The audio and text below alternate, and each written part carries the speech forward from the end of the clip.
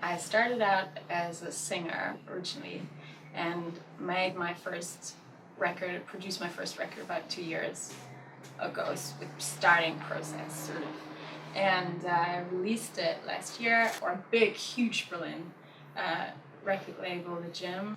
The guys who are running the record label are 8 guys, and you know, they heard a demo from me and they were like, oh yeah, I really want to put out your stuff, and do you want to really focus on it now and work on it? And I was like, yeah, sure. So they were really, really supportive. And you know, it was interesting for me to talk about all of this today because I was reflecting on how that process was and how it felt for me as a singer to play them the demos. And on the very first day I played them this music and actually this tune, you know, it's like, sorry, it's kind of, you know, I mean, I know it's not ready, I know maybe it sounds a little weird. And one of the things, they were like, don't apologize for this. You know, it's really important to just stand for what you do.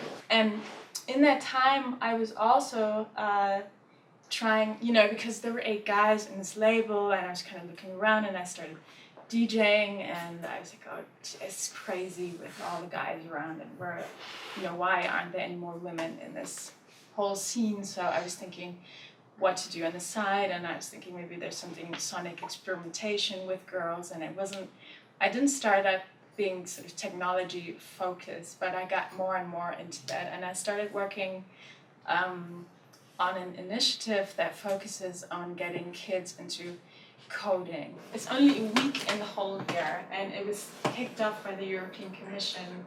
And it started out that in every country in Europe there were volunteers who set up workshops for kids who focus on creative coding. When I took on that work, that wasn't necessarily gender related, that it was a really, really important step though in, you know, enabling getting girls curious about digital technology and boys at the same time. When I went to CTM Music Hack Lab and I met Liz Dobson. She's a professor for music technology from the UK. She was interviewing loads of female artists in Berlin, transgender artists, about, you know, how they felt about this whole business and maybe the underrepresentation in the business. And she was also talking to Native Instruments and Ableton, and she was getting all of the girls together and all of the women transgender artists together and said, why don't you all join a network and exchange your ideas about coding, about anything that you need to, or you might not feel comfortable talking about otherwise, and form this work group. And so we got together in that like beginning of last year. It's called EQ Network. So we get together and the first session was soldering contact microphones, and you know, we would have a session about Ableton Maximus P or pure data and Hall stretch, or like quite random, really, whatever we were interested in. So my cousin from Iran, he gave me like this kit circuit boards, and I started just like out of intuition playing around with them when I came back to my home country of Finland. I didn't know how to use those. Like he showed me that for one day, and then I had this pack with me, and I played around with that, and suddenly I knew how to make doorbells and like lamps and stuff out of those, like super cool stuff. And then my material finished, and I didn't know who to turn to. My mom didn't know anything about that. My sister didn't know anything about that.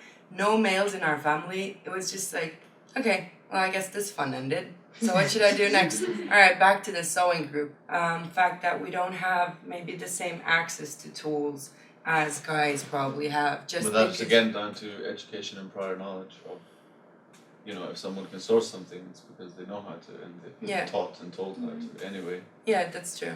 It is education in a way, but I don't know, people taking initiative to teach each other, and things like this just show to everyone, you know, it's just information, knowledge is power. You know, I always think like, why?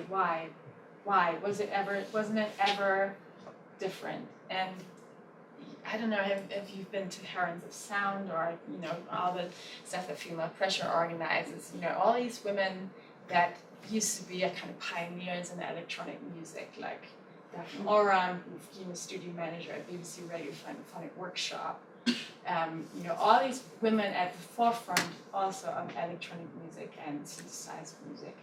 And, you know, that some of them really written out of the history books of electronic music. And at the same time they were there, you know, there were also women, obviously, you know, like Grace Hopper, the queen of software, as David Letterman called her, and she created the term debugging because this moth flew into her computer and stopped working.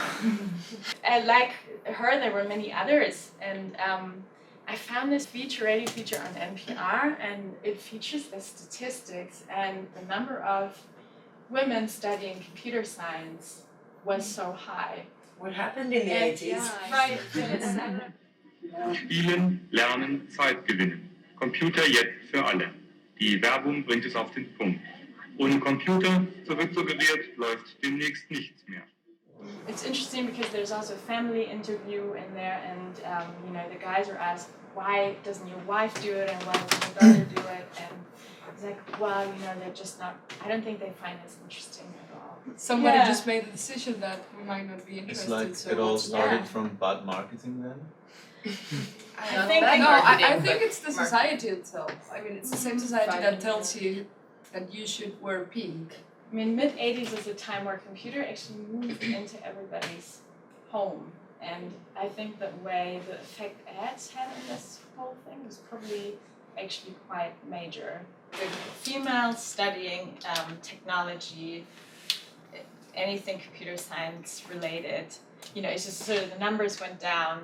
And as the numbers go down, the demand for this technology goes up like that, right? Because we all have these computers at home, and there's controllers, there's Ableton at some point, there's Native Instruments, there's all these big companies, and we have smartphones, and we have everything that is completely, our lives are completely controlled by this technology.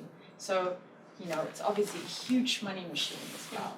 So something I think that plays into the arms of this gender discussion again at the moment is that fact. There's a huge campaign that came from the States originally, you know, that sort of now comes over to Europe, and saying this is really important because in a few years we're going to be short of over 1 million people who are trained, you know, who have these skills.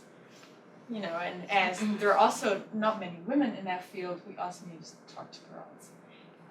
But it's a good thing, I think, because it actually there are huge initiatives right now who try and put their emphasis on this, and I think it plays into the arms of this whole discussion because we can say, as a girl, you need to know this because you can participate in this society, and there are loads and loads of tools, and maybe we can, you know, whether it's a banana keyboard or something that can teach girls and boys in school or monkeys at home or in school or in a club or wherever, how to use this and engage with technology. And I think that's quite, so in a way, you know, it's a very good thing, and it's a very good time. One of the ways to get kids curious about this, and this is, I brought this as like a musical example. You can use it as anything, as a game controller. It's just like a key from the keyboard, basically the banana or the apple or the pear or the pencil. It's like basically like a mini keyboard. The arrows and the spacebar and the mouse click. And are you touching it with your nose? No, not like this. She has to touch Do it again. Yeah, do it again.